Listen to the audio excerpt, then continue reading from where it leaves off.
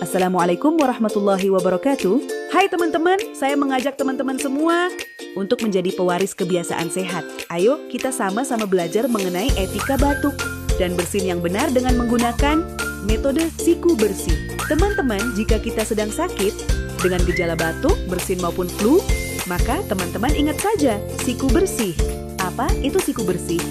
Saat teman-teman batuk atau bersin, ingat tutup mulut menggunakan siku bagian dalam atau menggunakan tisu dan membuang tisu pada tempat sampah yang tertutup. Selanjutnya, bersihkan tangan dengan mencuci tangan, menggunakan air yang mengalir dan sabun.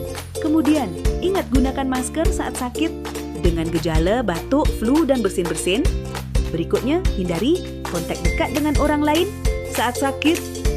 Nah, teman-teman, itulah tadi penjelasan mengenai tata cara yang benar saat kita sedang sakit batuk atau sedang bersin-bersin. Ingat ya teman-teman, jangan wariskan penyakit, tapi wariskanlah kebiasaan sehat. Terima kasih telah menyimak dan menonton. Wassalamualaikum warahmatullahi wabarakatuh.